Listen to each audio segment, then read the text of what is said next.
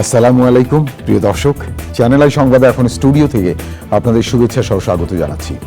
আর পুরো সংবাদ জুড়েই আপনাদের সঙ্গে থাকব আমি সাইদুর রহমান। আশা করছি আপনারা আমাদের সঙ্গে থাকবেন। এখন সবার আগে শুনুন যথারীতি সুপার ফ্রেশ ফর্টিফাইড সোয়াবিন তেল সংবাদ শিরোনাম। বঙ্গভবনে রাষ্ট্রপতির সাথে রাজনীতিবিদ, সুশীল সমাজ ও বৈষম্য বিরোধী ছাত্র আন্দোলনের নেতাদের বৈঠক চলছে। বুধবার অন্তর্বর্তী সরকারের শপথের সম্ভাবনা। অবিলম্বে অন্তর্বর্তী সরকার গঠন না হলে রাজনৈতিক শূন্যতা দেখা দেবে বলছে বিএনপি। তারেক রহমান শীঘ্রই দেশে ফিরবেন বলে আশা।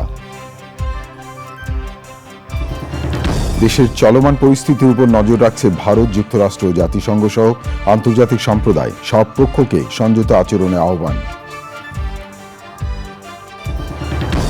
ফ্রান্সে প্যারিস অলিম্পিককে ছাপিয়ে প্রবাসী বাংলাদেশিদের মধ্যে সরকার পতনের উল্লাস, নতুন বাংলাদেশ গড়ার প্রত্যয়।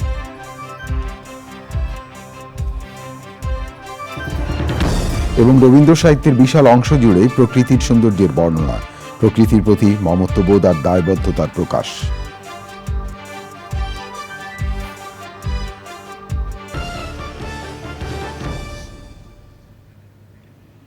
ধন্যবাদ প্রিয় দর্শক আমাদের সাথে যোগ দেওয়ার জন্য। এতক্ষণ সংবাদ শিরোনাম শুনলেন, চলুন যাওয়া যাক পুরো খবরে। আর এখনকার এই সংবাদ আয়োজন একই সঙ্গে চ্যানেল আই ইউটিউব চ্যানেলে এবং চ্যানেল আই ওটিটি প্ল্যাটফর্ম আইস্ক্রিনে লাইভ স্ট্রিম হচ্ছে। বঙ্গভবনে রাজনীতিবিদ, সুশীল সমাজ এবং বৈষম্য বিরোধী ছাত্র আন্দোলনের নেতাদের সাথে রাষ্ট্রপতির বৈঠক চলছে। ঢাকা বিশ্ববিদ্যালয়ের দুই শিক্ষক ডক্টর আসিফ নজরুল এবং অধ্যাপক তনজিম উদ্দিন খানও বৈঠকে উপস্থিত রয়েছেন।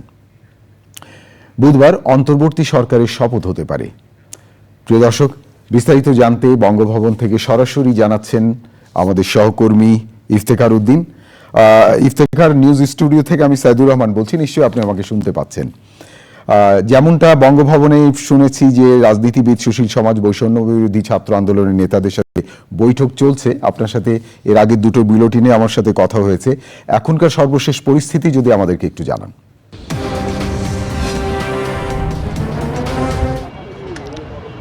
সাইদুর, আমি এখানে আছি বিকেল ৩টা থেকে। আপনি জানেন যে রাষ্ট্রপতি তার ক্ষমতা বলে সংসদ ভেঙে দেওয়ার পর তিনি সব দলের নেতা এবং সুশীল সমাজের প্রতিনিধি এবং সবার সাথে একটা বৈঠক ডেকেছেন বঙ্গভবনে, সেটা সন্ধ্যা 7:30টায়। সেই বৈঠকে আমরা দেখতে পেয়েছি যে বৈষম্য বিরোধী ছাত্র আন্দোলন তাদের যে সমন্বয়ক সহ 13 সদস্যের একটি প্রতিনিধি দল বঙ্গভবনে প্রবেশ করে। এরপর 3 বাহিনীর প্রধান সেখানে প্রবেশ করেন বঙ্গভবনে। এরপর এদের মধ্যে ব্যবসায়ীদের এই যে চলমান সহিংসতা বা অস্থিরতার মাঝখানে যাতে ব্যবসা প্রতিষ্ঠান বা শিল্প কারখানা যাতে ক্ষতিগ্রস্ত না হয়, সেজন্য একে আজাদের নেতৃত্বে 3 সদস্যের একটি ব্যবসায়ীদের প্রতিনিধিও সেখানে আছেন। বিভিন্ন রাজনৈতিক দলের শীর্ষ নেতারাও বঙ্গভবনে বৈঠক করছেন, সেখানে 3 বাহিনীর প্রধানরা আছেন। সেই বৈঠক কিন্তু সন্ধ্যা 7:30টায় শুরু হওয়ার কথা থাকলেও আমরা বিভিন্ন সূত্রে জানতে পেরেছি যে তার কিছু পরে শুরু হয় এবং তারপর কিন্তু সেই বৈঠক এখনও চলছে। আমরা এখানে যতদূর জানতে পেরেছি বঙ্গভবন সূত্রে, যে এখানে মূলত আলোচনা হচ্ছে যে অন্তর্বর্তীকালীন যে সরকার গঠন হবে সেই গঠনের রূপরেখা কী হবে। বৈষম্য বিরোধী ছাত্র আন্দোলনের যারা পক্ষে আছেন সেই নেতাদের পক্ষ থেকে এক ধরনের রূপরেখা দেওয়া হচ্ছে, অন্যদিকে যারা আপনার ব্যবসায়ীদের প্রতিনিধি আছেন, ব্যবসায়ীদের পক্ষ থেকে ব্যবসায়ীদের শিল্প কারখানা এবং ব্যবসা প্রতিষ্ঠান বাঁচানোর জন্য বা সেখানে যাতে আঘাত না আসে, অর্থনীতিতে যেন কোনো ধরনের প্রভাব না পড়ে, সেদিকেও আলোচনা হচ্ছে।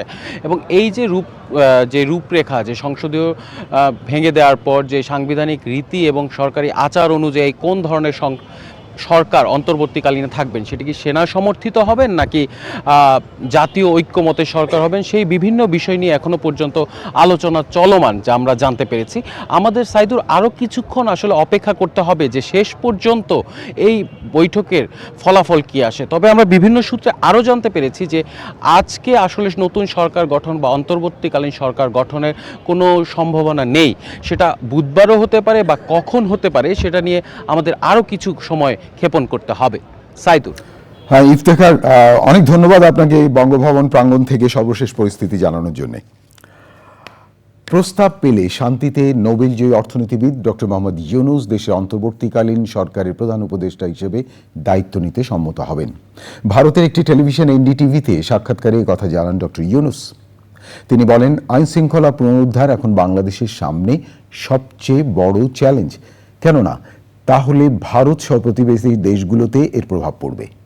ডক্টর ইউনূস আরও বলেন, শেখ হাসিনা ক্ষমতাচ্যুত হওয়ার পর দেশের বিভিন্ন স্থানে হামলা ও ভাঙচুর করছে বিক্ষোভকারীরা।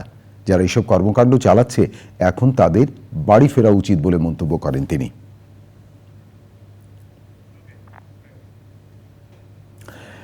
সাবেক প্রধানমন্ত্রী ও বিএনপি চেয়ারপারসন বেগম খালেদা জিয়াকে মুক্তি দেওয়া হয়েছে। দুপুরে রাষ্ট্রপতির আদেশক্রমে খালেদা জিয়াকে মুক্তি দিয়ে প্রজ্ঞাপন জারি করেছে স্বরাষ্ট্র মন্ত্রণালয়। 2018 সালের 8 ফেব্রুয়ারি জিয়া অরফানেজ ট্রাস্ট মামলার রায়ে কারাগারে যান বেগম খালেদা জিয়া। দুর্নীতির 2 মামলায় বেগম জিয়াকে কারাদণ্ড দেওয়া হয়েছিল। 2 বছরের বেশি সময় তিনি কারাবন্দী ছিলেন। 2020 সালে 25শে মার্চ সরকার নির্বাহী আদেশে তার সাজা স্থগিত করে শর্ত সাপেক্ষে মুক্তি দেয়। এরপর 6 মাস পর পর আবেদনের পরিপ্রেক্ষিতে তার সাজা স্থগিত করে মুক্তির মেয়াদ বাড়াচ্ছিল সরকার। গুলশানে নিজ বাসভবনে বেগম জিয়া মাঝে মাঝেই চিকিৎসার জন্য হাসপাতালে ভর্তি হয়েছেন। বর্তমানে রাজধানীর এভার কেয়ার হাসপাতালে চিকিৎসাধীন আছেন তিনি।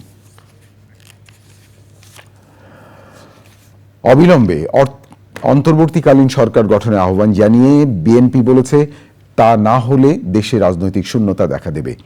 দলের মহাসচিব মির্জা ফখরুল ইসলাম আলমগীর অন্তর্বর্তী সরকারের প্রধান হিসেবে ডক্টর মোহাম্মদ ইউনূসের নাম ছাত্রদের প্রস্তাব করা নিয়ে বলেছেন, বিএনপির কাছে নাম চাইলে তারা নাম দেবেন, তবে ছাত্রদের উপরও তাদের পূর্ণ আস্থা রয়েছে। বিএনপি চেয়ারপারসন ভারপ্রাপ্ত চেয়ারম্যান তারেক রহমান শীঘ্রই দেশে ফিরবেন বলেও আশা প্রকাশ করেছেন তিনি। আরও জানাচ্ছেন রাহুল রায়। এখন অ্যারোগেন্স, ভেঞ্জিয়েন্স এগুলোর কোনো স্থান নেই। আপনার স্থান নেই কোনো প্রতিহিংসা বা প্রতিশোধ গ্রহণের। এখন যেটা প্রয়োজন, ধৈর্যের সঙ্গে পরিস্থিতি মোকাবেলা করে জনগণকে সংহত করে আপনার এই অর্জিত স্বাধীনতাকে সংহত করা, সুসংহত করা। দলের চেয়ারপারসন বেগম খালেদা জিয়ার গুলশান কার্যালয়ে স্থায়ী কমিটির বৈঠক শেষে এভাবেই বক্তব্য শুরু করেন বিএনপির মহাসচিব মির্জা ফখরুল ইসলাম আলমগীর। অন্তর্বর্তী সরকার নিয়ে রাষ্ট্রপতির সঙ্গে বৈঠকে কি কি বিষয় আলোচনা হয়েছে তা জানিয়ে অবিলম্বে অন্তর্বর্তী সরকার গঠন করার কথা বলেন। একটা ইন্টারিম গভর্নমেন্ট বলেন বা একটা নিরপেক্ষ সরকার বলেন, তা গঠন করা হবে এবং তাকে 3 মাসের মধ্যে তারা নির্বাচন করে তারা আপনার একটা নির্বাচিত সরকারের কাছে ক্ষমতা হস্তান্তর করবে। অন্তর্বর্তী সরকারের প্রধান হিসেবে ডক্টর মোহাম্মদ ইউনূসের নাম প্রস্তাব করেছেন ছাত্ররা। এ নিয়ে দলের অবস্থান তুলে ধরেন মির্জা ফখরুল। তখনই আমাদেরকে ডাকবেন, আমরা অবশ্যই আমাদের যেটা নাম প্রস্তাব সেই প্রস্তাব আমরা দেব। তবে আপনাদের একটা কথা বলে দিই, ছাত্রদের প্রতি আমাদের সম্পূর্ণ আস্থা আছে। এই আস্থা আমাদের আছে এবং আমরা তাদের প্রতি, তাদের আন্দোলনের সঙ্গে একাত্মবোধ করেছি, তাদের সঙ্গে আমরা একাত্মবোধ করছি। তবে আমরা প্রত্যাশা করব যে এখানে সর্বদলীয় ব্যাপারটার গুরুত্ব দেওয়া উচিত, যে জিনিসটা অত্যন্ত গুরুত্বপূর্ণ। মির্জা ফখরুল জানিয়েছেন, কোনো ধরনের অরাজকতা যেন না হয় তা নিয়ে সবাইকে সজাগ থাকতে বলেছেন দলের চেয়ারপারসন বেগম খালেদা জিয়া। শিগগিরই দলের ভারপ্রাপ্ত চেয়ারম্যান তারেক রহমান দেশে ফিরবেন বলেও আশা প্রকাশ করেছেন মির্জা ফখরুল। ম্যাডাম প্রথম যে কথাটা বলেছেন যে সবাইকে শান্ত হতে বলো, আর এখানে এখন এমন কোনো ধরনের সিচুয়েশন তৈরি যেন না হয় যাতে অর্জিত বিজয় আবার ছিনিয়ে না নিয়ে যায় কেউ। এবং জনগণকে তিনি অ্যালার্ট থাকতে বলেছেন যে এই বিজয় যেন কেউ ছিনিয়ে নিতে না পারে।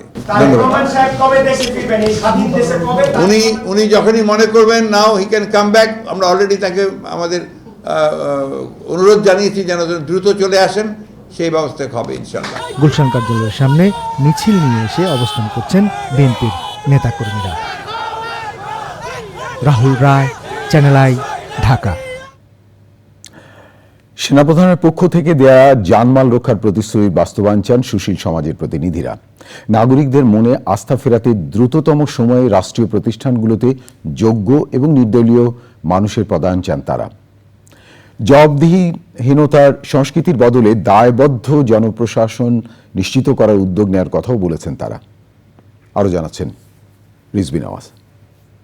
সোমবার দুপুরে সদ্য সাবেক প্রধানমন্ত্রী শেখ হাসিনা দেশত্যাগের পর প্রায় 24 ঘন্টা পার হয়ে গেছে। এখনও জনজীবনে এক ধরনের অস্বস্তি, উৎকণ্ঠা। অন্তর্বর্তীকালীন সরকার গঠন করতে সংসদ ভেঙে দেওয়া সহ বেশ কিছু উদ্যোগ নিয়েছেন রাষ্ট্রপতি। তারপরও প্রশাসনের কেন্দ্রবিন্দু সচিবালয় থেকে চায়ের দোকান, সবখানে একটা অনিশ্চয়তা। সেনাপ্রধানের প্রদত্ত যে প্রতিশ্রুতি, যে যে তারা থাকবেন, জানমালের নিরাপত্তা নিশ্চিত করবেন, সেটা অক্ষরে অক্ষরে পালন করা উচিত। এবং আইন শৃঙ্খলা বাহিনীর অন্যান্য যে অংশগুলো আছে এবং আমাদের যে রাষ্ট্রযন্ত্রের অন্যান্য অংশগুলো আছে, আমরা জানি যে তারা পুরনো সরকারের অনেক ক্ষেত্রে অংশীদার ছিলেন। তারপরেও আলাপ আলোচনার মাধ্যমে এগুলিকে সচল করা, আস্থা ফিরিয়ে নিয়ে আসা এবং নাগরিকদের পাশে দাঁড়ানো জরুরিভাবে খুবই খুবই প্রয়োজন। এবং এটা যতখানি না ঢাকায় প্রয়োজন, তার চেয়ে অনেক বেশি বাংলাদেশের অন্যান্য জায়গায় এটা প্রয়োজন হয়েছে। শিক্ষার্থীদের বৈষম্য বিরোধী আন্দোলনে নেপথ্যে বুদ্ধি পরামর্শ দিয়ে সার্বক্ষণিক পাশে ছিলেন বয়সে তরুণ পেশাজীবীদের একটি গ্রুপ।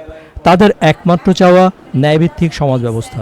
সবার ভিতরে একটা ইউফোরিয়া, একটা আনন্দ, যে সবাই পার্টিসিপেশনে আগ্রহী। সবাই এসে বলছে যে এরপরের বাংলাদেশটাকে আমরা কোনোভাবেই এরকম হতে দেব না। এই যে একটা এত পজিটিভ একটা ভাইব, এই যে এত পজিটিভ মানুষের যে পজিটিভ যে প্রতিক্রিয়া, এটাকে তো আসলে আমার মনে হয় যে এখন বিফলে যেতে দেওয়ার কোনো সুযোগ নাই। সো নাগরিক শক্তি এর আগে কি করেছে না করেছে, অনেকের ভূমিকা খুবই বিতর্কিত ছিল। সরকার পক্ষীয় একটা ভীষণ শক্তিশালী নাগরিক সমাজকে আমরা দেখেছি, যারা চূড়ান্ত রকমের আসলে যে বলে যে মানে নিজেদেরকে বিক্রি করে দেওয়া, এটাও আমরা দেখেছি। আমরা টেলিভিশনে দেখেছি কিভাবে সরকার মানে একেবারে জান প্রাণ দিয়ে কিভাবে সরকারের সমস্ত কুকর্ম, কুকীর্তি, করাপশনকে কিভাবে তারা জাস্টিফাই করেছে, ডিফেন্ড করেছে। এরকম একটা নাগরিক সমাজকে আমরা দেখেছি, সুশীল সমাজের ভিতরে একটা অংশকে। আমার মনে হয় গতকালকের ঘটনার পরে আমরা সবাই বুঝে গেছি যে এই ধরনের কার্যকলাপ করে আসলে খুব বেশি দিন টেকা যাবে না। আপনি 5 বছর 10 বছর পর তারপর একটা সময় আপনি ভয়ঙ্কর একটা পরিণতি হবে যদি এটাকে আপনি কন্টিনিউ করেন। তো এই শিক্ষাটা আমার মনে হয় এখনকার সময়ের জন্য খুব জরুরি। কোটা বিরোধী আন্দোলনের প্রেক্ষাপটে পদত্যাগে বাধ্য হয়ে দেশ ছেড়ে গেছেন টানা 16 বছর ক্ষমতায় থাকা আওয়ামী লীগের সভানেত্রী শেখ হাসিনা। রিজভিনা ওয়াজ, চ্যানেল আই, ঢাকা। শেখ হাসিনার পদত্যাগের পরদিন রাজধানীর সড়ক অনেকটাই ফাঁকা। গুরুত্বপূর্ণ মোড়েও নেই কোনো ট্রাফিক পুলিশ। জাতীয় সংসদ ভবন এলাকায় মঙ্গলবারও প্রবেশ করেছেন উৎসুক জনতা। বিভিন্ন স্থানে হামলা ও ভাঙচুরের ঘটনাও ঘটেছে। আরও জানাচ্ছেন নাজিব বেগ। অফিস আদালত খোলা, তবে সড়কে তেমন যানবাহন নেই ট্রাফিক পুলিশ।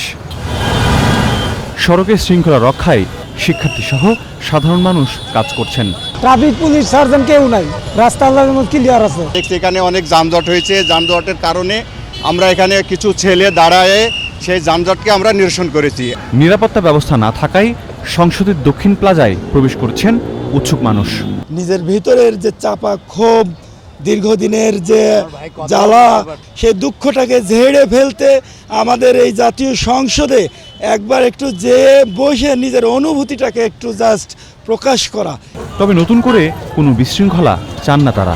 গতকাল বা আজকে যে ঘটনাগুলি, কিছু অনাকাঙ্ক্ষিত ঘটনা ঘটে গেছে, যে রাষ্ট্রের জানমাল নিয়ে যে মানে উৎসুক জনতা একটা লুটপাট করতেছে, এটা আমাদের উপরেই পড়বে। বাড়িঘরে আগুন জ্বালানো, এটা অনেক একটা দুঃখের কথা এবং দুঃখজনক একটা বিষয়, যে আসলে আমরা এটা চাই নাই। জনমানবহীন মন্ত্রীপাড়ার বাসাগুলো ভাঙচুর, অগ্নিসংযোগের ঘটনা ঘটেছে বঙ্গবন্ধু এভিনিউতে আওয়ামী লীগ কার্যালয় সহ বিভিন্ন স্থানে। নাজিব বেগ, চ্যানেল আই, ঢাকা। দেশের 450টিরও বেশি থানা আক্রান্ত হয়েছে। হতাহত হয়েছেন অনেক পুলিশ সদস্য। রাজধানীর 51টি থানার মধ্যে 4টি বাদে সব থানায় কম বেশি আক্রান্ত হয়েছে। পুলিশ সদস্য এবং পুলিশের স্থাপনার আক্রমণ না চালানোর অনুরোধ জানিয়েছেন পুলিশের মহাপরিদর্শক। রিপোর্টে আরও জানাচ্ছেন শহীদুল্লাহ রাজু। ছাত্র জনতার আন্দোলনে শেখ হাসিনার পদত্যাগ ও দেশত্যাগের খবরে নিমেষেই চিত্র পাল্টে যায়। নিরাপত্তার সব দায়িত্ব ছেড়ে নিজেদের জীবন নিয়েই সংকটে পড়ে পুলিশ। বিকেল থেকে বিভিন্ন এলাকার থানায় থানায় হামলা হয়। ঢাকাসহ দেশের বিভিন্ন স্থানে অনেক থানায় হামলা হয়েছে। এসব হামলায় ভাঙচুর সহ থানা জ্বালিয়ে দেওয়ারও ঘটনা ঘটেছে। পুড়ে গেছে নথিপত্র, গাড়ি। ধ্বংসস্তূপে পরিণত হয়েছে অধিকাংশ থানা। হতাহত হয়েছেন অনেক পুলিশ সদস্য। বিক্ষোভ করেছেন রাজারবাগ পুলিশ লাইনসে আটকা পড়া পুলিশ সদস্যরা। আপনাদের সঙ্গে পুলিশের কোনো বিরোধিতা নাই, আমরা জনগণের বন্ধু হতে চাই, জনগণের সঙ্গে আমরা কাজ করতে চাই। পুলিশ সদস্য ও স্থাপনাগুলোতে আক্রমণ রোধে বিভিন্ন রাজনৈতিক নেতা ও বৈষম্য বিরোধী ছাত্র আন্দোলনের নেতাদের অনুরোধ জানিয়ে আইজিপি বলেন, তারা যেন সাধারণ মানুষের প্রতি হামলা বন্ধের আহ্বান জানান। সম্মানিত রাজনৈতিক নেতৃবৃন্দ ও বৈষম্য বিরোধী ছাত্র সংগঠনের সম্মানিত নেতৃবৃন্দকে পুলিশের সদস্য ও পুলিশের স্থাপনাসমূহে যাতে আক্রমণের ঘটনা সংঘটিত না হয় সেজন্য সকলকে আহ্বান জানানোর জন্য বিনীত অনুরোধ করছি। বাংলাদেশ পুলিশের সদস্যবৃন্দের উত্থাপিত বিভিন্ন সমস্যা এবং দাবির যৌক্তিক সমাধানকল্পে সর্বোচ্চ প্রচেষ্টা গ্রহণ করা হবে। বাংলাদেশ পুলিশের সকল সদস্যকে দৃঢ় মনোবল নিয়ে ধৈর্য সহকারে নিজের নিরাপত্তা বজায় রেখে দায়িত্ব পালনের জন্য বিশেষভাবে অনুরোধ করছি। ঢাকার যাত্রাবাড়ি, বাড্ডা, মিরপুর, মোহাম্মদপুর, আদাবর সহ বিভিন্ন থানায় রাতভর হামলা এবং লুটপাটের ঘটনা ঘটে। Shahidullah Raju, channel I, Dhaka. সোমবার ঢাকা সহ বিভিন্ন জেলায় কমপক্ষে ৩৫ জনের মৃত্যু ও কয়েক শতাধিক মানুষ আহত হয়েছে। নাটোরের সাবেক এমপি শফিকুল ইসলামের অগ্নিদগ্ধ বাসভবন থেকে মঙ্গলবার ৪ জনের মরদেহ উদ্ধার করা হয়েছে। এছাড়াও আওয়ামী লীগ সমর্থিত এমপি, মন্ত্রী, সাধারণ সমর্থক ও নেতাকর্মীদের বাসাবাড়ি, দলীয় কার্যালয় ও সরকারি স্থাপনায় হামলা, ভাঙচুর ও অগ্নিকাণ্ডের ঘটনা ঘটে। প্রিয় দর্শক, বিভিন্ন জেলার তথ্য ও ভিডিও চিত্র নিয়ে দেখুন জান্নাতুল বাকেয়া কেকার রিপোর্টে। সোমবার ঢাকার রাজপথের বিক্ষুব্ধ জনতার বিজয় মিছিল ও এর উদযাপন উত্তাপ ছড়িয়ে পড়ে সারা দেশে। যশোর শহরে হোটেল জাবির ইন্টারন্যাশনালে ভাঙচুর ও আগুনের ঘটনায় ২১ জনের মৃত্যু নিশ্চিত করা হয়। বরিশাল সিটি কর্পোরেশনের সাবেক মেয়র ও মহানগর আওয়ামী লীগের সাধারণ সম্পাদক সেনিয়াবাদ সাদিক আবদুল্লাহর বাসভবনে অগ্নিসংযোগ ও ভাঙচুরের ঘটনা ঘটে। পরে সেখান থেকে ৩ জনের মরদেহ উদ্ধার করা হয়। চাঁদপুর সদর উপজেলার লক্ষ্মীপুর মডেল ইউনিয়ন পরিষদের আলোচিত চেয়ারম্যান এবং বালু ব্যবসায়ী সেলিম খান ও তার ছেলে নায়ক শান্ত খান গণপিটুনিতে নিহত হয়েছেন। গাইবান্ধা ৪ আসনের এমপি আবুল কালাম আজাদের বাসভবন সহ বিভিন্ন নেতাকর্মীর বাড়ি ও ব্যবসা প্রতিষ্ঠানে হামলা ও অগ্নিসংযোগ করা হয়। গাইবান্ধা সদরে ও গোবিন্দগঞ্জে বেশ কিছু নেতাকর্মীর বাড়িতে অগ্নিসংযোগ, ভাঙচুর এবং উপজেলা পরিষদ সহ বিভিন্ন সরকারি বেসরকারি স্থাপনায় হামলা হয়। জয়পুরহাটের সাবেক হুইপ আবু সাইদ আল মাহমুদ স্বপনের বাসভবনে হামলা চালিয়ে ভাঙচুর ও অগ্নিসংযোগ করা হয়। আক্রমণ করা হয় পুলিশ সুপারের কার্যালয়, জয়পুরহাট থানা, সদর উপজেলা পরিষদ, জয়পুরহাট পৌরসভার মেয়রের বাসভবন সহ বিভিন্ন সরকারি স্থাপনায়। মেহেরপুরে জেলা আওয়ামী লীগের অফিসে ভাঙচুর ও আগুন লাগানো হয়। কমিউনিটি সেন্টারের সামনের সুপার শপ ভেঙে মালামাল লুটপাট হয়। প্রেস ক্লাবেও ভাঙচুর চালায়। নাটোরের সিংড়ায় জুনায়েদ আহমেদ পলকের বাসভবনে ভাঙচুর ও লুটপাট চালায় দুর্বৃত্তরা। উপজেলা আওয়ামী লীগের কার্যালয়েও ভাঙচুর করা হয়। পাবনায় জেলা আওয়ামী লীগ কার্যালয় সহ অর্ধশত আওয়ামী লীগ, যুবলীগ, ছাত্রলীগ নেতাকর্মীর বাড়ি, অফিস ভাঙচুর ও আগুনে পুড়িয়ে দেয়া হয়। পঞ্চগড় শহরের অদূরে আহমদনগর এলাকায় আহমদিয়া সম্প্রদায়ের ওপর হামলা করে পুড়িয়ে দেয়া হয় অর্ধশত ঘরবাড়ি। নারীসহ আহত হয় ২০ থেকে ২৫ জন আহমদিয়া। পটুয়াখালীর মুক্তিযুদ্ধ ভাস্কর্য, জেলা আওয়ামী লীগ অফিস, কেন্দ্রীয় আওয়ামী লীগের সাংগঠনিক সম্পাদক অ্যাডভোকেট আফজাল হোসেনের বাসভবন, বিভাগীয় কাস্টমস ও ট্যাক্স ভ্যাট অফিস ভেঙে দেয়া হয়। টাঙ্গাইলে হামলায় ৩ জন নিহত ও ৪০ জন আহত হয়েছে। জান্নাতুল বাকিয়া কেকা, চ্যানেল আই। বাংলাদেশের চলমান পরিস্থিতি গভীরভাবে পর্যবেক্ষণ করছে ভারত, যুক্তরাষ্ট্র, ইউরোপীয় ইউনিয়ন এবং জাতিসংঘ। সব পক্ষকে শান্ত ও সংযত হওয়ার আহ্বান জানিয়েছেন তারা। বাংলাদেশ পরিস্থিতি নিয়ে সর্বদলীয় বৈঠক করেছে ভারত সরকার। দেখুন সুদীপ্তা মাহমুদের রিপোর্টে। নয়াদিল্লিতে সর্বদলীয় বৈঠকে ভারতের পররাষ্ট্রমন্ত্রী এস জয়শঙ্কর জানিয়েছেন তারা বাংলাদেশের পরিস্থিতির দিকে নজর রাখছেন। বাংলাদেশে অবস্থানরত ভারতীয় নাগরিকদের প্রসঙ্গে তিনি বলেছেন, পরিস্থিতি এখনও এমন হয়নি যে তাদের ভারতে ফিরিয়ে নিতে হবে। ইতোমধ্যে ৮,০০০ শিক্ষার্থী ভারতে ফিরে গেছেন। কেন্দ্রীয় সরকার বাংলাদেশ সেনাবাহিনীর সাথে যোগাযোগ রাখছে বলেও জানিয়েছেন জয়শঙ্কর। बांग्लादेश में बिगड़े हालात हालात के बाद भारत के लिए सबसे बड़ी चिंता वहां रहने वाले अल्पसंख्यक हिंदू और भारतीय छात्रों की सुरक्षा है।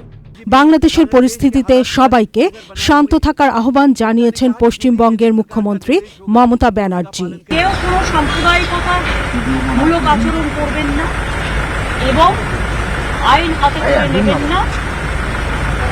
যারা বিপদে পড়বে আমাদের ভাই বোনেরা, কারণ এখনো অনেকে আছে, আমরা সেটা গভর্নমেন্ট অফ ইন্ডিয়া এবং গভর্নমেন্ট অফ বাংলাদেশ সেটা দেখে রাখবো। বাংলাদেশের পরিস্থিতি গভীরভাবে পর্যবেক্ষণের পাশাপাশি সব পক্ষকে শান্ত ও সংযত থাকার আহ্বান জানিয়েছে জাতিসংঘ ও যুক্তরাষ্ট্র। শান্তিপূর্ণ, সুশৃঙ্খল ও গণতান্ত্রিক উত্তরণের তাগিদ এবং সব সহিংসতার পক্ষপাতহীন ও স্বচ্ছ তদন্তের আহ্বান জানিয়েছেন জাতিসংঘ মহাসচিব। অন্তর্বর্তী সরকারের ঘোষণাকে স্বাগত জানিয়ে বাংলাদেশের আইন অনুযায়ী যে কোনো পরিবর্তনের আহ্বান জানিয়েছে যুক্তরাষ্ট্র। We have seen the announcement that Prime Minister Hasina resigned from her position and departed Bangladesh. We are monitoring the situation carefully. The United States stands with the people of Bangladesh. We urge all parties to refrain from further violence. Too many lives have been lost over the course of the past several weeks, and we urge calm and restraint in the days ahead. শান্তিপূর্ণ উপায়ে নির্বাচিত সরকারের পথে ক্ষমতা হস্তান্তরে এগিয়ে যাওয়ার আহ্বান জানিয়েছে ইউরোপীয় union. Sudipta Mahmud, channel I. এবারে আই স্পোর্টস।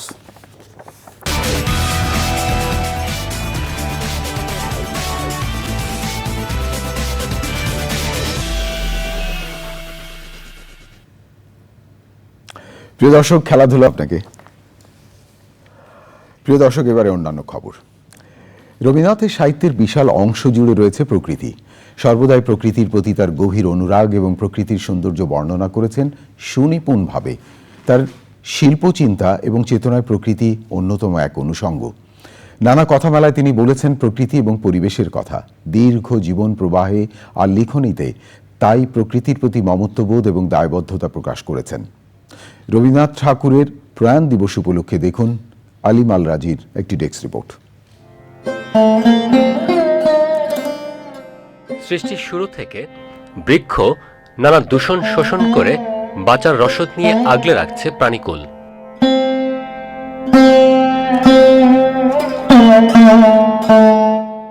বৃক্ষের প্রতি তাই বৃক্ষপ্রেমীদের অকুণ্ঠ কৃতজ্ঞতা। বৃক্ষের সুশীতল ছায়া শরীরে মেখে বৃক্ষপ্রেমী রবীন্দ্রনাথও অর্ঘ্য অর্পণ করেছেন পূজারী হয়ে। সহনশীলতা, বিনয়ী, ত্যাগ, পরোপকারী বৃক্ষের বন্দনায় তিনি ছিলেন পঞ্চমুখ। বৃক্ষের মতো বহতা নদীর সঙ্গেও ছিল তার প্রাণের টান, গভীর বন্ধন।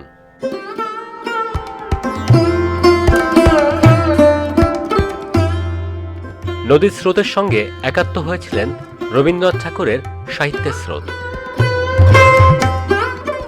প্রকৃতি থেকেই পেয়েছেন কবিতা, গল্প, উপন্যাস ও প্রবন্ধের রসদ। পদ্মার জলে বজরা ভাসিয়ে কুষ্টিয়ার শিলাইদহ, পতিশ্বর, শাহজাদপুরের সাহিত্য রচনায় কেটেছে তার বিনিদ্র দিনরাত্রি। রবীন্দ্রনাথ ঠাকুরের বনবাণী, ছিন্নপত্র, ছোট গল্প বলাই সহ বিভিন্ন সাহিত্যকর্মে ফুটে উঠেছে প্রকৃতির প্রতি পরম মমতার চিত্র। প্রকৃতির কাছাকাছি থাকতে ভালোবাসতেন বলেই তিনি শান্তিনিকেতনে গড়ে তুলেছিলেন বিশ্বভারতী বিশ্ববিদ্যালয়। তার জীবনের দ্বিতীয়ার্ধের অধিকাংশ সময় কাটিয়েছিলেন শান্তিনিকেতনে প্রকৃতির সান্নিধ্যে।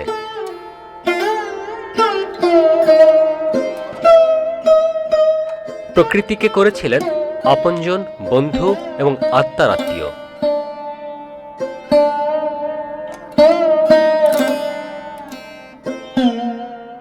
আলিম আল রাজি, প্রকৃতি ও জীবন ডেস্ক, চ্যানেল আই। আমার হাতে আরো খবর আছে প্রিয় দর্শক, দেখতে থাকুন চ্যানেল আই সংবাদ। এবারে বিরতি। আর বিরতির পর ফিরে এলাম। ধন্যবাদ প্রিয় দর্শক আবারও চ্যানেল আই সংবাদে যোগ দেওয়ার জন্য। এবারে নিটোল টাটা আন্তর্জাতিক সংবাদ।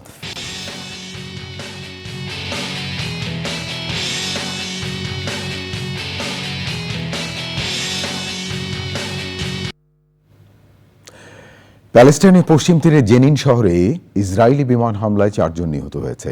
এর আগে টুবাস শহরে হামলায় 4 জন নিহত হয়। গাজা স্বাস্থ্য মন্ত্রণালয় বলছে গত 24 ঘন্টায় ইসরায়েলি হামলায় 40 ফিলিস্তিনি নিহত এবং 71 জন আহত হয়েছে। জাতিসংঘের প্রতিবেদনে দেখা যায় গাজায় গত জুনের তুলনায় জুলাইয়ে 50% শিশু অপুষ্টির শিকার হয়েছে। লেবানন থেকে সশস্ত্র গোষ্ঠী হিজবুল্লাহ ইসরায়েলের উত্তরে ড্রোন হামলা চালিয়েছে, এতে এখনও কোনো হতাহতের খবর পাওয়া যায়নি। গত 7 অক্টোবর থেকে এখন পর্যন্ত ইসরায়েলি হামলায় মৃতের সংখ্যা দাঁড়িয়েছে 39,653 জনে। প্রিয় দর্শক, এবারে আই স্ক্রিন সাংস্কৃতিক সংবাদ।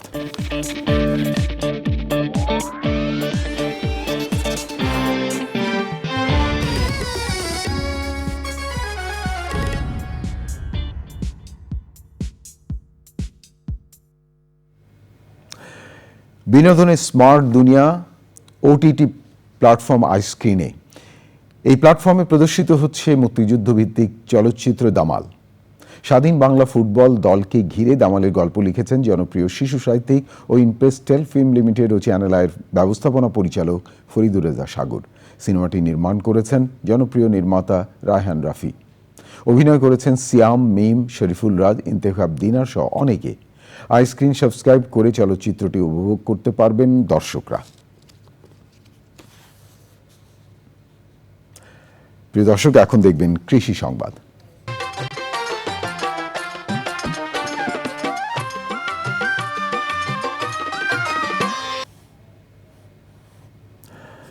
নাটোরে চাষ হচ্ছে বিভিন্ন জাতের বেগুন।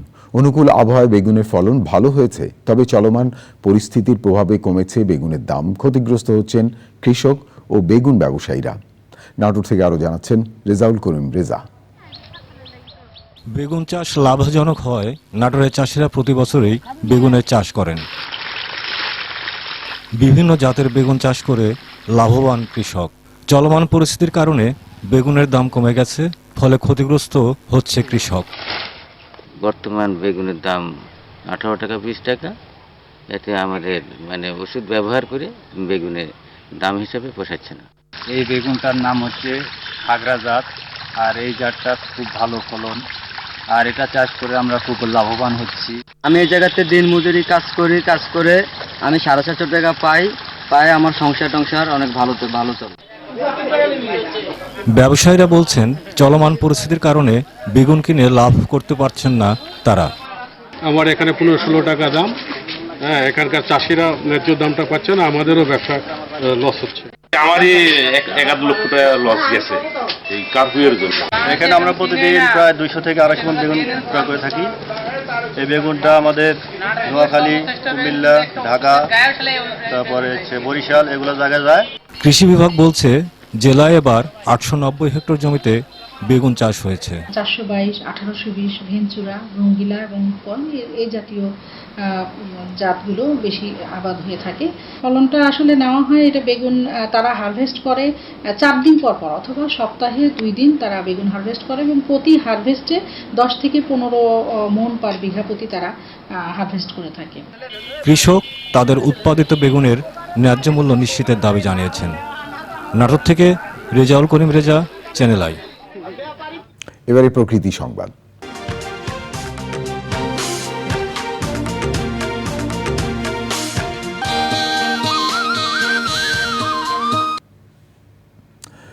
দীর্ঘদিন খনন না হওয়ায় ভয়াবহ নাব্যতা সংকটে গাইবান্ধার করতোয়া ও কাটাখালী নদী।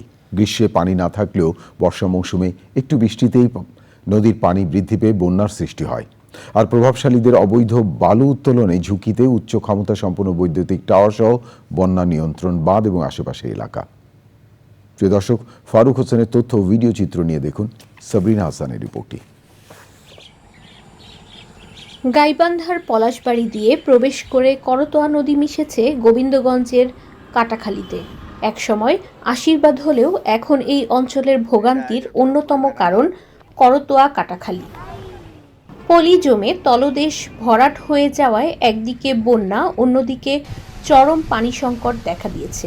ফসলি জমি ভাঙ্গে, বাড়িঘর ভাঙ্গে, নদী গর্ভে বিলীন হয়ে যায়। সরকার যদি মনে করে যে নদী খনন করলে 15টা 20টা গ্রামের লোক আমরা খুব উপকৃত হবে। দুটো গরু বকরি পাইলে খামো সম্পূর্ণ নদীর মধ্যে চলে যাচ্ছে, তো গরিব মানুষ কি করে খাইব? এই নদীটা না বান্ধা দিলে খুব উপকার হলো। অভিযোগ রয়েছে দখলদার আর বালুদস্যুদের দৌরাত্মে আরো প্রকট হচ্ছে সমস্যা। খালি করে খনন করবো তা কোনো রকম কোনো কাজ কেউ করেনি। আইসে দেখে দেখে চলে যায়, এটা করবো ওটা করবো হ্যান করবো তেন করবো, কিছুই করে না। অবৈধভাবে বালু উঠানো হয়েছে এক সময়, এই বালুর কারণে কিন্তু এই মানুষগুলো অসহায় পড়ে গেছে।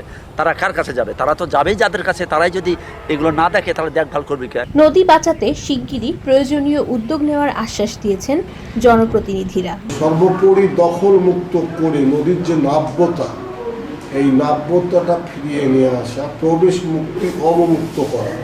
পানি উন্নয়ন বোর্ড কর্তৃপক্ষ ইতিমধ্যে 21টি পয়েন্ট নির্ধারণ করেছেন যেখানে কাজ করা প্রয়োজন। নদী পুনর্খননের জন্য পানি উন্নয়ন বোর্ড কর্তৃপক্ষ, পানি সম্পদ মন্ত্রণালয় এবং মাননীয় প্রধানমন্ত্রীর হস্তক্ষেপে আমি কামনা করব। নদীর নাব্য ফিরিয়ে এনে জীববৈচিত্র্য ও প্রকৃতি পরিবেশ রক্ষায় দ্রুত কার্যকর ব্যবস্থা নেওয়ার আহ্বান নদী পাড়ের মানুষের। সাবরিনা হাসান, প্রকৃতি ও জীবন ডেস্ক, চ্যানেল আই। প্রিয় দর্শক, থাকুন চ্যানেলের সঙ্গে, ফিরছি একটু পরে আরো খবর নিয়ে। আবারও বিরতি, আর বিরতির পর যা দেখতে পাবেন, কেরানীগঞ্জে ঢাকা কেন্দ্রীয় কারাগারের বন্দীদের মূল।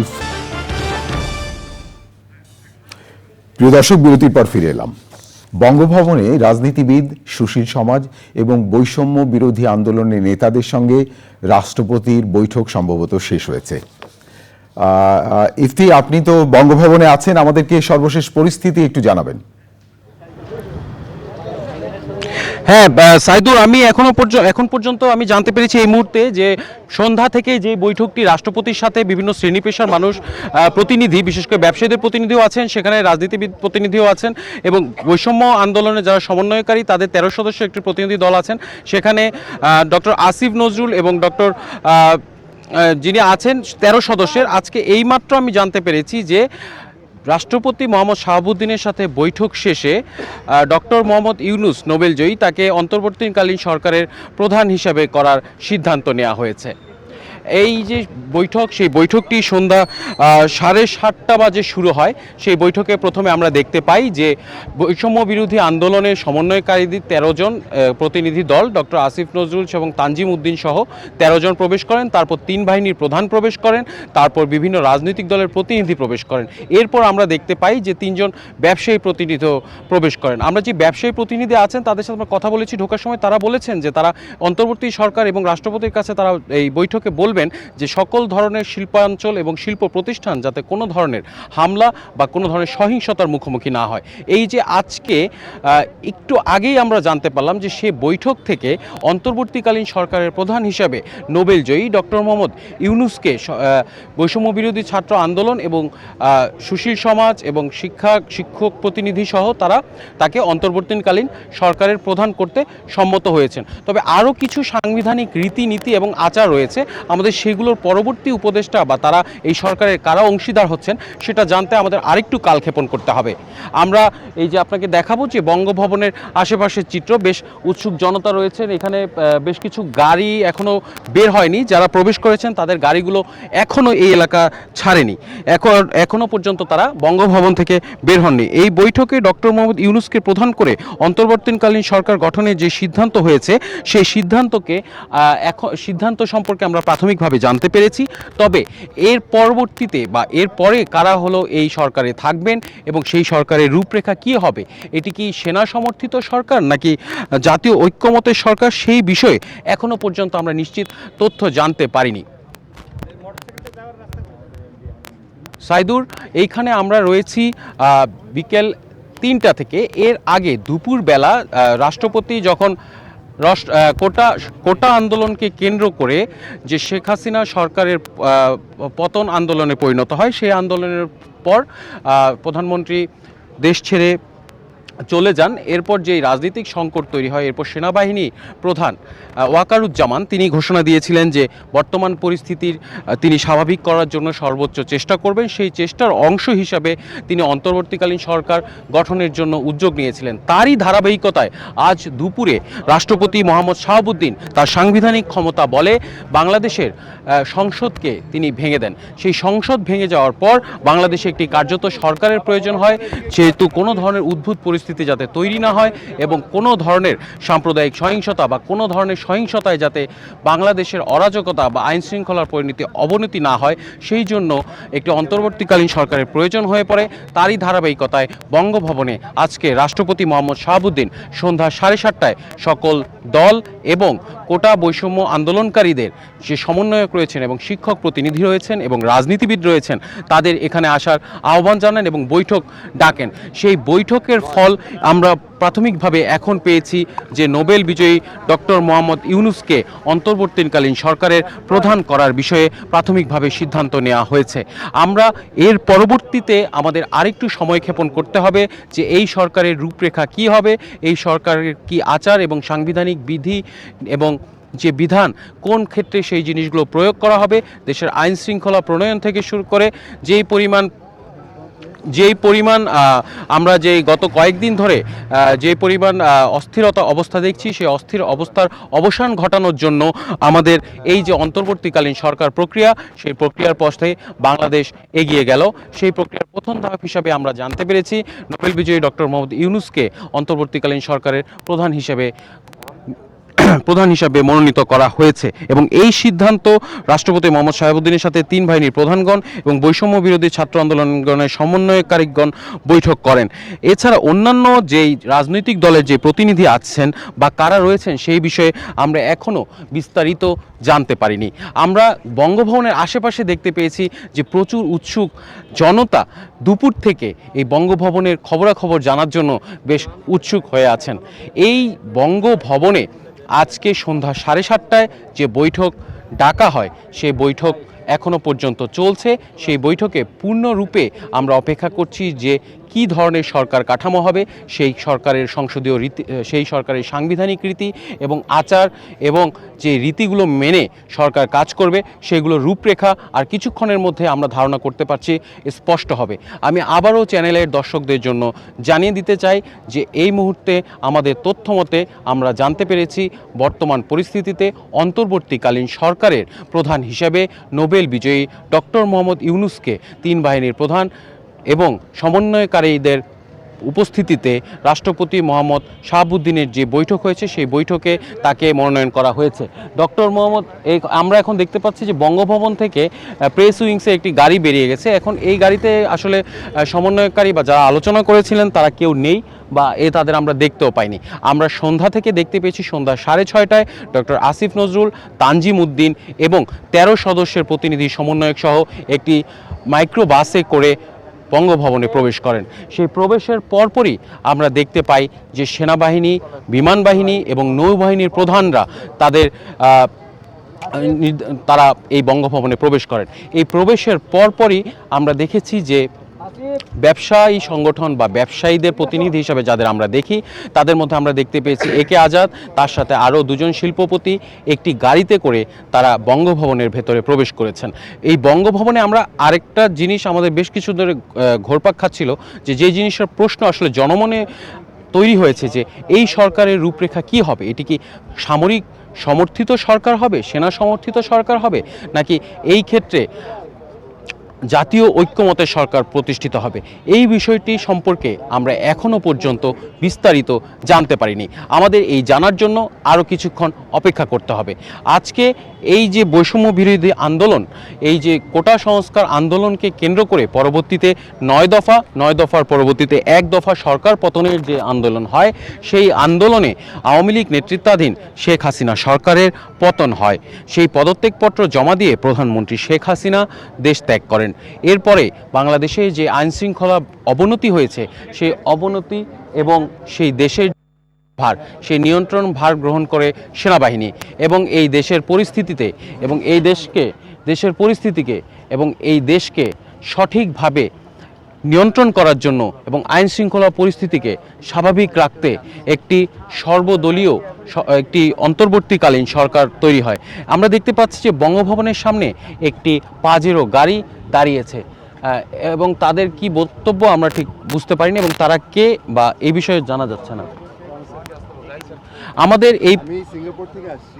হ্যাঁ, আমি একটু কথা বলবো। স্পোকসপারসন, আমি স্টুডেন্ট না, কিন্তু আমরা এতক্ষণ এই লাস্ট কয়েকদিন ধরে we have been engaging with the students, we have শেল্টার্ড the students for many days, 15-20 days, but এই লাস্ট 5-6 ঘন্টায় আমরা স্টুডেন্টদের সাথে সব কন্ট্যাক্ট হারিয়ে ফেলছি। হ্যাঁ, আমরা স্টুডেন্টদেরকে ওনাদেরকে নিয়ে ভিতরে আমরা আসলে ভেতরে কি হচ্ছে আমরা নিজেরাও জানি না কি হচ্ছে, এই ভেতরে কি হচ্ছে। আমরা দেখতে পেয়েছি বেশ একটা জটলা সৃষ্টি হয়েছে বঙ্গভবনের সামনে।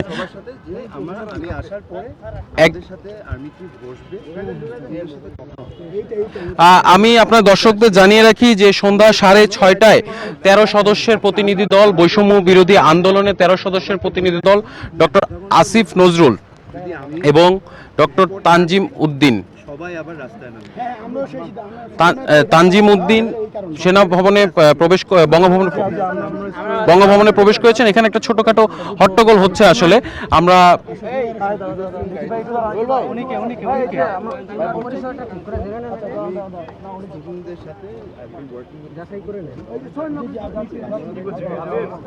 আপনি কে ইফতেখার, আচ্ছা দেখি আপনি মাইক্রোফোনটা মাইক্রোবাসে যিনি আছেন ওনার কাছে একটু ধরেন। আমাদের কোনো পাস নাই, কিন্তু আমি বাংলাদেশে আসার আগে আমি সিঙ্গাপুর থেকে বাংলাদেশে আসছি। আচ্ছা, এখন আমাকে বলা হয়েছিল যে আপনি আসেন।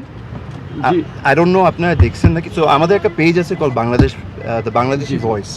আচ্ছা, এখন এই পেজটা চিনেন? আমি Bangladeshi voice say one of the people who আমার নাম আফজাল। আচ্ছা, এখন আপনি পরিচয় জানতে হবে। ওয়েট করেন, আমরা ওয়েট করছি। আমরা ওর সাথে কথা বলি, আমরা ওয়েট করছি। 4-5 ঘন্টা ধরে 6 ঘন্টা ধরে ওয়েট করছি। না, আমরা 6 ঘন্টা ওয়েট করতেছি। সিম্পল, আমি সিম্পল একটা বলে, আমরা Bangladeshi ভয়েসে we were on Al Jazeera, we have talked to many people. Yes, exactly. It is simply this, যে আধা ঘন্টার মধ্যে if we do not hear from the students, আপনার নামটা কি? আমার নাম আফজাল। আধা ঘন্টার মধ্যে if we do not hear from the students, পুরা দেশে সবাই আবার রাস্তায় নামবে। This is a student movement, but this student movement has become a people's movement. এটা কিন্তু খালি স্টুডেন্টদের মুভমেন্ট না, এখানে এখন আমরা অনেক স্টেক হোল্ডার আছি।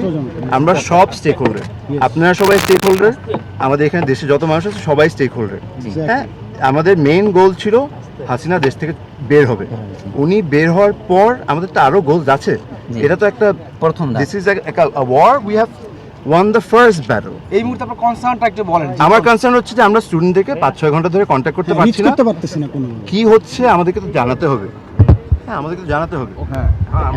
আমি রানা, আমি আসলে এই মুহূর্তে দেখতে পাচ্ছেন যে বঙ্গভবনের সামনে একটি পাজেরো গাড়ি এসেছেন। তারা এসে বলছেন যে তিনি আসলে এই আন্দোলনের অংশ, তাকে তিনি এখনো পর্যন্ত বঙ্গভবনে প্রবেশ করতে পারেনি, কিন্তু তিনি ঠিক আসলে আন্দোলনের অংশ কিনা সেই বিষয়ে আমরা এখনো নিশ্চিত হতে পারিনি। এখানে বঙ্গভবনে সেনাবাহিনী যারা নিরাপত্তার জন্য নিয়োজিত রয়েছেন তারা তার সাথে কথা বলছেন এবং তাদের সাথে বিভিন্ন বিষয়ে আলোচনা হচ্ছেন। সাধারণত এই মুহূর্তে গাড়িটাকে বঙ্গভবনের রাস্তা ছেড়ে দেওয়ার জন্য বলা হয়েছে। আমরা এইখানে আসলে দেখছি যে সকল মিডিয়ার লোকেরা আছেন। এইখানে যে লোকটি আছেন তিনি বলছেন যে তিনি অনেকক্ষণ ধরে যারা এই সমন্বয়ক রয়েছেন ভেতরে তাদের সাথে যোগাযোগের চেষ্টা করছেন, যোগাযোগ করতে পারছেন না। কিন্তু আমরা বলে আসছি যে সন্ধ্যা 6:30 থেকে এই বৈঠকে এই যে বঙ্গভবনে প্রবেশ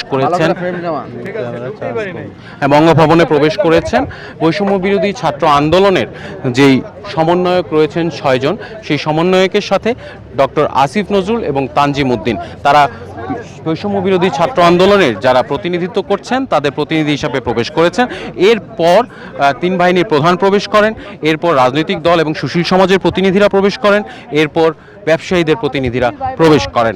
শেষ মুহূর্ত পর্যন্ত আমি আপনাকে বঙ্গভবনের সামনে থেকে এই একটা খবর আবার বলছি যে রাষ্ট্রপতি মোহাম্মদ শাহাবুদ্দিনের উপস্থিতিতে এবং বৈষম্য বিরোধী ছাত্র আন্দোলনের যারা সমন্বয়ক তাদের উপস্থিতিতে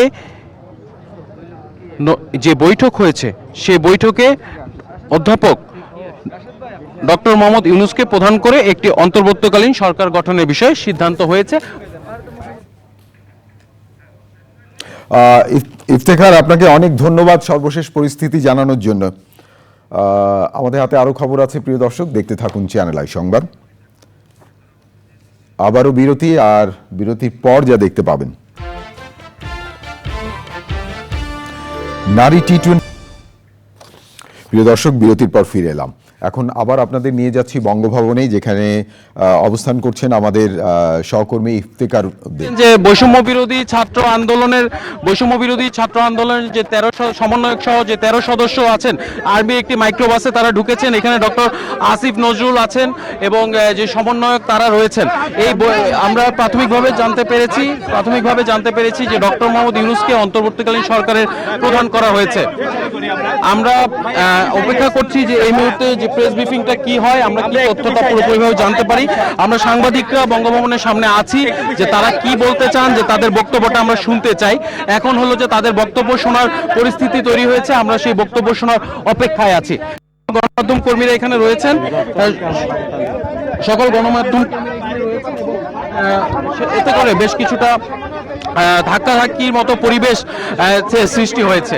আমি সেখান থেকে আপনাদের আসলে দেখাচ্ছি যে অন্তর্বর্তীকালীন সরকারের রূপরেখা নিয়ে যে শিক্ষার্থীদের এবং শিক্ষকদের রাষ্ট্রপতি মোহাম্মদ শাহাবুদ্দিনের উপস্থিতিতে 3 বাহিনীর প্রধান এবং সুশীল সমাজের সাথে কি বৈঠক হয়েছে, সেই বৈঠক সম্পর্কে আমরা আর কিছুক্ষণের মধ্যে জানতে পারবো। তবে প্রাথমিকভাবে সিদ্ধান্ত আমরা যেটা জানতে পেরেছি সেটা হলো যে ডক্টর মোহাম্মদ ইউনূসকে অন্তর্বর্তীকালীন সরকারের প্রধান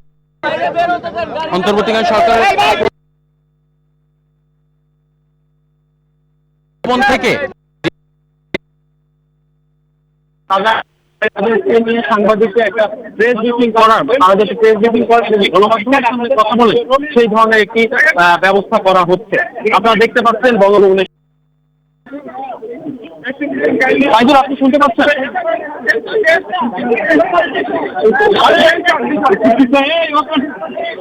বঙ্গভবনের সামনে যে সাংবাদিকরা এই আর্মি চেষ্টা করছেন এখানকার শৃঙ্খলা ফেরাতে, প্রেস ব্রিফিং এর আয়োজন করার চেষ্টা করা হচ্ছে। তাৎক্ষণিকভাবে তাদের প্রতিক্রিয়া পাওয়া যায়। ভাই একটু পিছান। যে 13 সদস্যের যে প্রতিনিধি দল এখানে প্রবেশ করেছিলেন, আপনি ধাক্কা দিয়ে আবার আপনি আমার রাস্তায় কোন এটা দেন না, কেবল পেছায় পড়বেন তো। আমি কি আপনার বাঁচানো লেগেছে?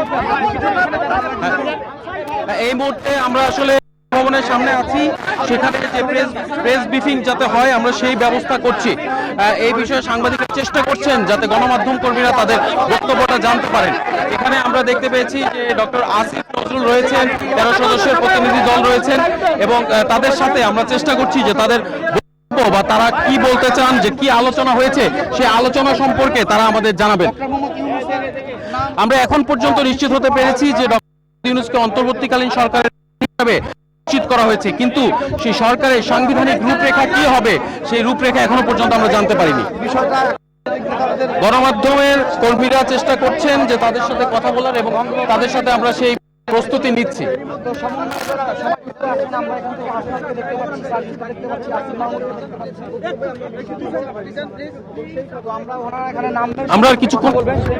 আমরা কিছুক্ষণের মধ্যে আসলে চেষ্টা করব যে তাদের বক্তব্য জানার। আমরা গণমাধ্যম কর্মীরা চেষ্টা করছি যে তাদের বক্তব্য কি আলোচনা হয়েছে সেই বাইরে গেলে পড়বে কি আলোচনা হয়েছে সেই আলোচনা আসলে আমরা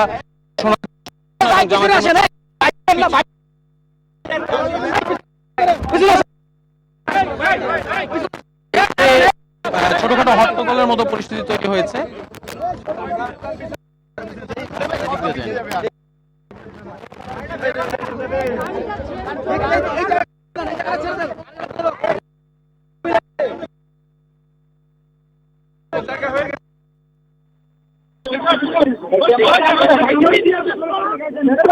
এখানে আমরা চেষ্টা করছি আসলে তাদের সাথে যোগাযোগ করার, বঙ্গভবনের সামনে রীতিমতো একটি ছোটখাটো হট্টগোলের মতো তৈরি হয়েছে। আমরা চেষ্টা করছি যে তাদের বক্তব্য জানার, যে তারা কি বক্তব্য দেবেন এবং কি বলবেন। গণমাধ্যম কর্মীরা তাদের বক্তব্যের অপেক্ষায় রয়েছে বঙ্গভবনের সামনে থেকে আমরা দেখতে পাচ্ছি যে এইমাত্র ঢাকা বিশ্ববিদ্যালয়ের অধ্যাপক ডক্টর আসিফ নজরুল তাকে আমরা বেরিয়ে জন্য অনুরোধ করছি যে তারা এই বর্তমান পরিস্থিতি নিয়ে তাদের কি আলোচনা হলো সেই আলোচনার সর্বশেষ যাতে তিনি আমাদের জানান।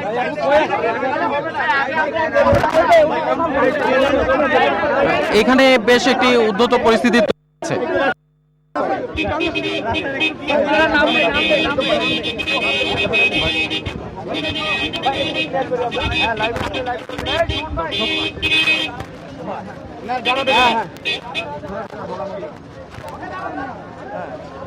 এখানে আপনি দেখতেই পাচ্ছেন দর্শক, এখানে ভবনের সামনে যে বৈষম্য বিরোধী যে নেতৃবৃন্দ ছিলেন এবং তাদের যে 13 সদস্যের প্রতিনিধি দল, সেই প্রতিনিধি দল বঙ্গভবন দিয়েছেন। আমরা তাদের গাড়ির সামনে অপেক্ষা যে তারা গণমাধ্যমকে কি তথ্য জানাবেন। আমরা দেখছি যে ডক্টর আসিফ নজরুল গাড়ি থেকে বেরোচ্ছেন। এই যে গাড়ি থেকে বেরোচ্ছেন, আমরা তার সাথে কথা বলার চেষ্টা করছি।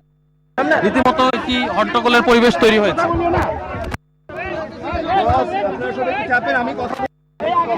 প্লিজ একটু জায়গা দেন, একটু জায়গা দেন।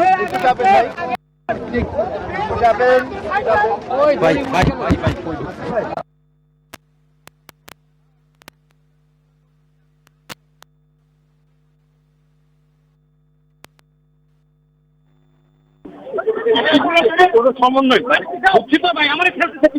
ভাই ওদের একটা ফাইল করে দেন, একটা ফাইল করে দেন, আমাদের রিপোর্টারদের একটা ফাইল করে দেন।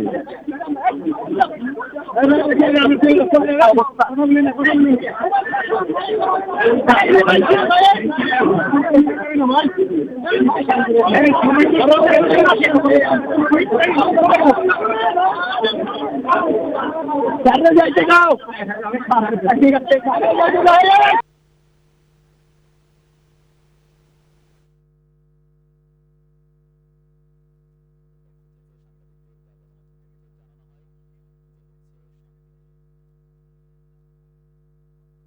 হট্টগোলের মতো পরিস্থিতি তৈরি হয়েছে।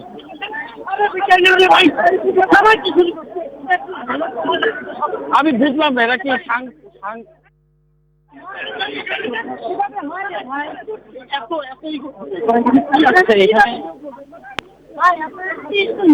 ভাই আপনারা মানে আপনি যে অফিস একটু এটা একটা ফাইল করে দেন না সবাই রে, আপনারা না বললে আমরা ব্যস্ত।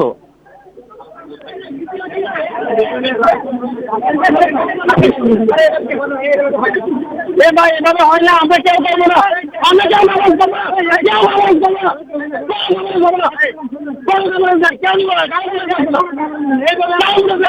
এত মোবাইল এত ক্যামেরা লাগবে না, আমরা কোনো কামাজ করবো না, আমার জগৎ থেকে দুপুর থেকে আনে।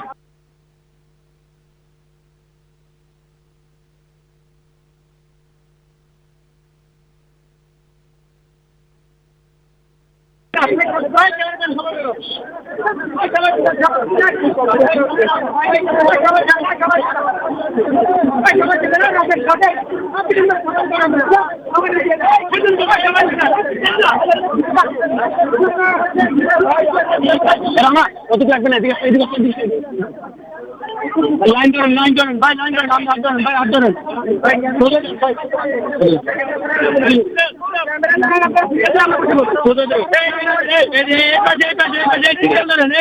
এই সিরিয়াল ধরেন ভাই।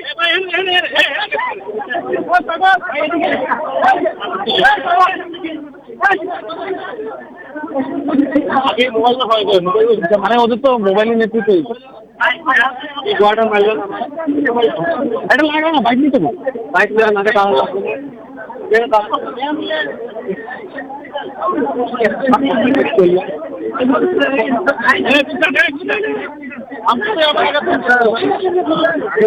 কি রে ভাই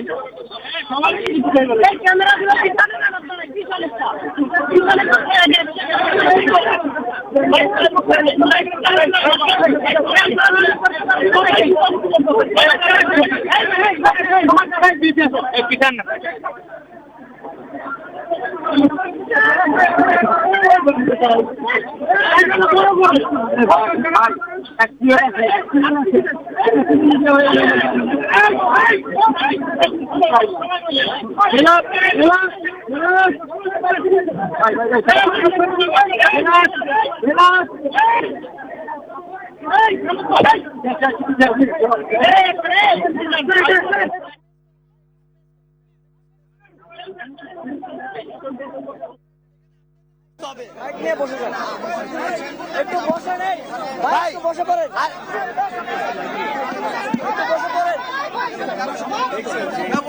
একটু বসেন, একটু বসেন, বসেন বসেন বসেন একটু বসেন। প্রশ্ন পরে একটু শুরু করেন, আমি আপনাদের আহত এখানে বলবো না ভাই, ছোট করে মানুষ ভাববে মারছে ভাই, একজন কথা বলে একজন ভাই এত উপরে কথা বলবো কিভাবে? তারা এখন কথা বলবে। আপনারা লক্ষ্য করছেন সার্জিস আলম, নাহিদ ইসলাম, হাসান আব্দুল্লাহ এবং যেসব নারী সমন্বয়ক রয়েছে, 13 জন সমন্বয়ক রয়েছে, তারা সকলে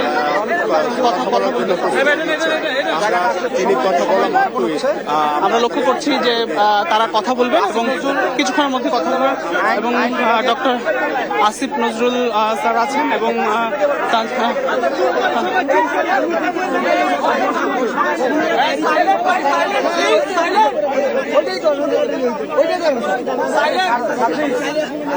তোমরা শুরু করো, শুরু করে হ্যাঁ নাহিদ আসতে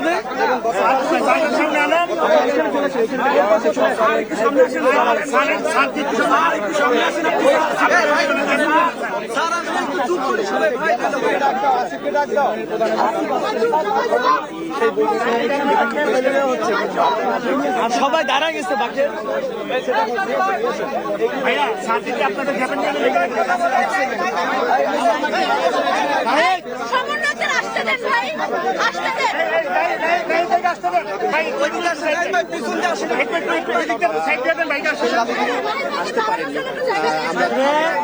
নাহিদ অন্যতম সমন্বয়, তিনিও চলে এসছেন।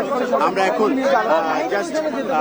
জাস্ট আচ্ছা আমরা এইভাবে সংবাদ সম্মেলন করবো না, আমরা এখানে একটি কথাও বলবো না যদি আপনারা আমাদেরকে সহযোগিতা না করেন। না আপনারা এই ধরনের পরিস্থিতি করলে আমরা এখানে কোনো কথা বলবো না। আপনারা একটু স্পেস দিন, আপনারা আমাদের একটু স্পেস দিন। এভাবে কেমনে কথা বলবেন? আপনারা একটু পেছনে যান। আচ্ছা আপনারা আমাদেরকে একটু স্থির হয়ে দাঁড়ানোর মতো জায়গা দেন। ভাই আপনারা একটু স্পেস দিয়ে পিছায় দাঁড়ান বা বসেন, ওই যে আমাদের সমন্বয় দাঁড়ানো ওখানে বসে যান। আমরা যদি হয় দেখেও যায় সুন্দর করে দাঁড়াও, সুন্দর করে দাঁড়াও না। আচ্ছা ভাই শুরু করে দেন, শুরু করে দেন ভাই, ভাই শুরু করে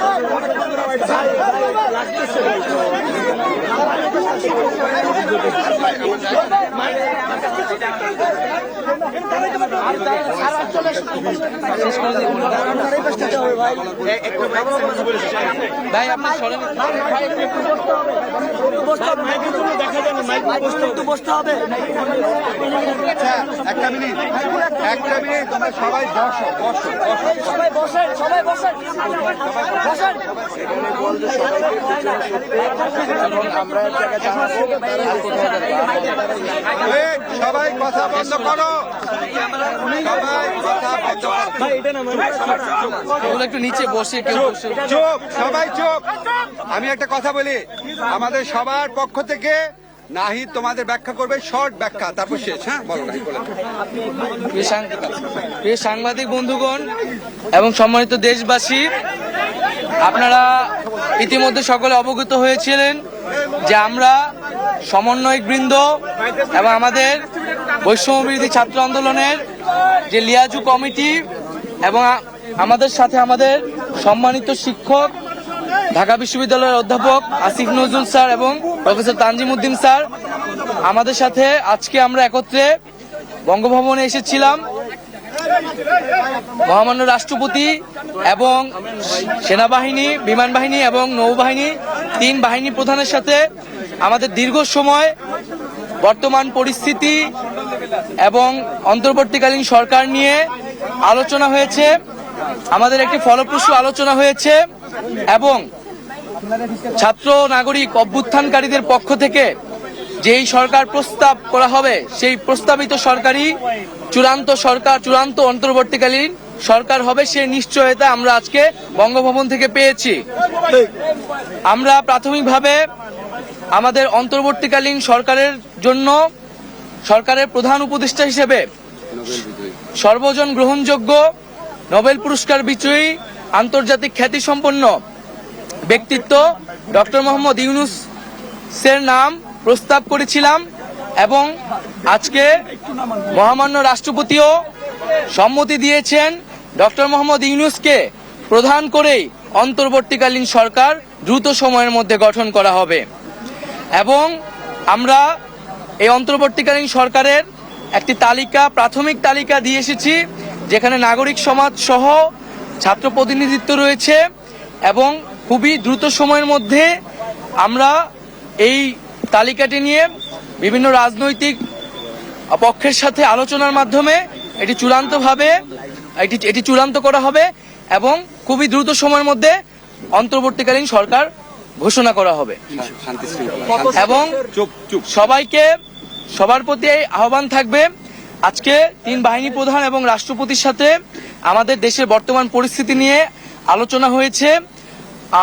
রাষ্ট্রপতি এবং মহামান্য রাষ্ট্রপতি এবং 3 বাহিনীর প্রধান অভ্যুত্থানকারী ছাত্র নাগরিকদেরকে সম্মান জানিয়েছেন এবং পাশাপাশি দেশে যে ধরনের পরিস্থিতি চলছে, অরাজকতা এবং সহিংসতা আমরা দেখছি নানা ধরনের, তার প্রতি গভীর উদ্বেগ প্রকাশ করেছেন।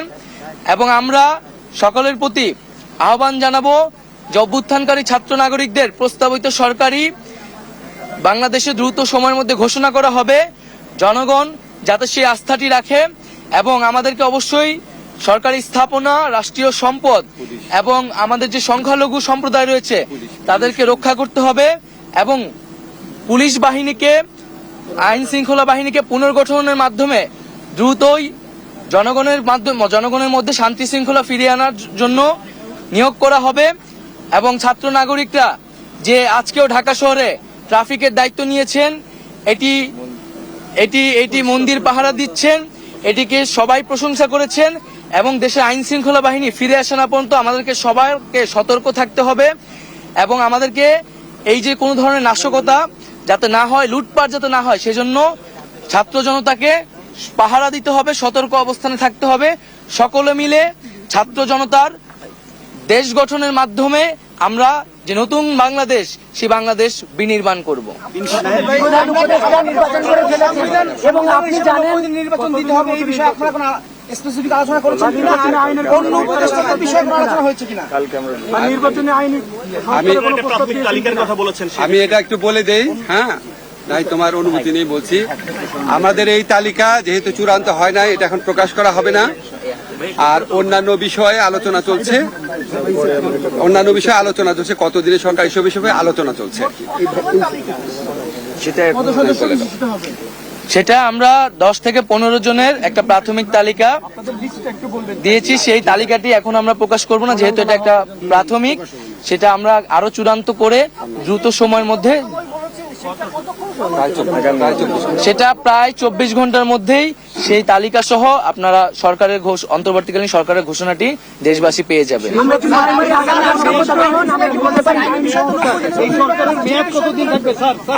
আমি একটা জিনিস বলি, আমরা একটা এক্সট্রাঅর্ডিনারি সিচুয়েশনে এই সরকার গঠন করতে যাচ্ছি।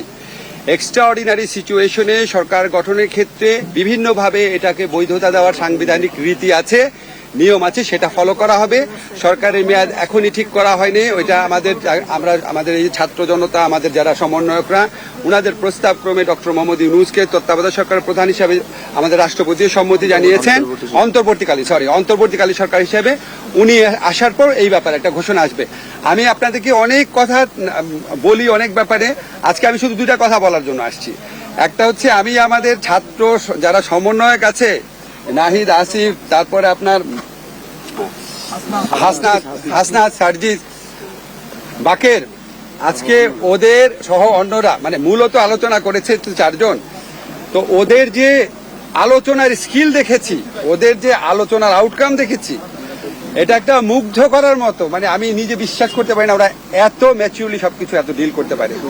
আমরা খুবই লাকি, আমরা শুধুমাত্র মানে অভ্যুত্থানের নেতা পাই নাই, ইনশাআল্লাহ আমার মনে হয় রাষ্ট্র গঠনের নেতা আমরা পেয়ে গেছি ওদের মধ্যে।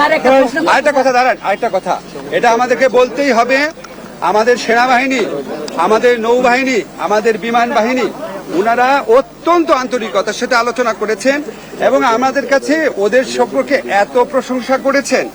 এবং ওনারা এই যে ছাত্ররা যে বিভিন্ন জায়গাতে ট্রাফিকের দায়িত্ব পালন করছে, মন্দির পাহারা দিচ্ছে, এটা ওনারা অনেক প্রশংসা করেছেন। এবং ওনারা আমাদের এই সমন্বয়কদের দেখে এখনকার তরুণদের প্রতি ওনাদের প্রত্যাশা, শ্রদ্ধাবোধ আমার মনে হচ্ছে অনেক বেড়ে গেছে। ওনারা অনেক সহযোগিতা করেছেন, অনেক কষ্ট করেছেন। আপনারা জানেন আমরা কত ঘন্টা যাবত আলোচনা করছি।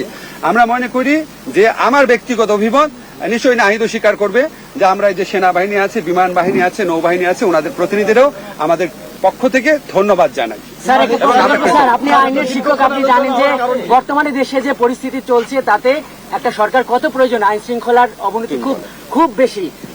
কেউ কেউ মনে করছে যে কালকেই শপথ বা আজকে শপথ হলে ভালো হতো, একটা সরকার পেলে ভালো হতো। প্রধান উপদেষ্টা যখন সিদ্ধান্ত হয়ে গেছে তখন কালকে শপথ অনুষ্ঠান বা সরকার গ্রহণ বা কার্যক্রম শুরু করা বাধা কোথায়? আরেকটা সম্পূরক বিষয়, ডক্টর ইউনূস দেশে নেই আমরা জেনেছি, আপনার সাথে কথা হয়েছে, উনি দেশে ফিরেছেন কিংবা কবে ফিরবেন? আমরা ওনার একটি মাইনর অপারেশন আজকে হয়েছে, উনি আগামীকালই দেশের উদ্দেশ্যে রওনা হবেন। হয়তো আগামীকাল রাতে অথবা পরশুদিন সকালের মধ্যে উনি দেশে এসে পৌঁছাবেন এবং এর মধ্যেই আমাদের তালিকাটিও চূড়ান্ত হয়ে যাবে এবং হয়তো আমরা 24 ঘন্টা বা তারও কিছু সময়ের মধ্যে, অধিক কিছু সময়ের মধ্যেই আমরা পূর্ণাঙ্গ যে সরকার, অন্তর্বর্তীকালীন সরকারের শপথ যে বিষয়টি সেটি আমরা করে ফেলতে পারবো। গণমাধ্যমের প্রতি বিভিন্ন হামলা হচ্ছে, এই বিষয়ে কি বলবেন? আমরা সকলকে শান্তিপূর্ণ পরিবেশ বজায় রাখার জন্য ভূমিকা রাখতে আহ্বান জানাচ্ছি। আমরা ছাত্র জনতারা এই অভ্যুত্থান করেছে, এখন এই অভ্যুত্থানকে রক্ষা করার, একটি নতুন বাংলাদেশ গঠন করার দায়িত্ব তাদের। যারা আমরা দেখেছি বিভিন্ন ধরনের নাশকতা করা হচ্ছে, হামলা করা হচ্ছে, পরিকল্পিতভাবে করে এই আন্দোলনকে নস্যাৎ করার চেষ্টা করা হচ্ছে। আমরা সকল প্রতি আহ্বান থাকবে এই ধরনের লুটপাট হামলাকে রুখে দিবেন এবং যারা সংবাদকর্মী আছেন তাদের প্রতি সর্বোচ্চ সহযোগিতা করবেন এবং আপনারা থানাগুলোকেও প্রয়োজনে পাহারা দিবেন। আমরা বলেছি বারবার, যারা এই ফ্যাসিস্ট রেজিমের সাথে গণহত্যায় জড়িত ছিল, দুর্নীতিতে জড়িত ছিল, তাদেরকে আইনি প্রক্রিয়ায় বিচারের আওতায় আনা হবে। কেউ আপনারা আইন তুলে নেবেন না। আমরা প্রতিহিংসা, রক্তপাত চাই না, আমরা একটি শান্তিপূর্ণ বাংলাদেশ চাই। আর আমরা একটি কথা বলে শেষ করছি যে আমাদের আজকে আমরা 15 জনের একটি সদস্য এসেছিলাম, আমাদের প্রতিনিধি দল এসেছিলাম, আমাদের সমন্বয়কদের পক্ষ থেকে 11 জন এসেছিলেন, আর আমাদের লিয়াজু কমিটির পক্ষ থেকে মাহফুজ আলম এবং নাসির আব্দুল্লাহ এসেছিলেন এবং আমাদের শিক্ষকদের পক্ষ থেকে অধ্যাপক আসিফ নজরুল স্যার এবং অধ্যাপক তানজিম উদ্দিন স্যার আমাদের সাথে আজকের আলোচনা ছিলেন। আমরা 3 বাহিনী প্রধান এবং মহামান্য রাষ্ট্রপতির সাথে আমাদের লিয়াজু কমিটির 2 সদস্য এবং আমাদের সমন্বয়কদের পক্ষ থেকে 2 জন আলোচনা করেছি। শিক্ষা প্রতিষ্ঠানের ছাত্র রাজনীতি নিয়ে আপনার কোনো অবজারভেশন আছে? সেটা আমরা বলছি।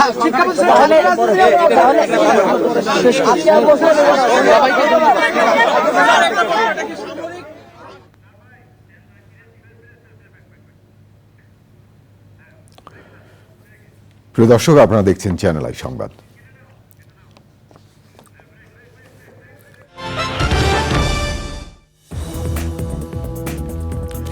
প্রিয় দর্শক, বিরতির পর ফিরে এলাম চ্যানেল আই সংবাদে। আরো খবর নিয়ে আপনাদেরকে আরেকবার স্বাগত জানাচ্ছি। এবারে খেলার খবর।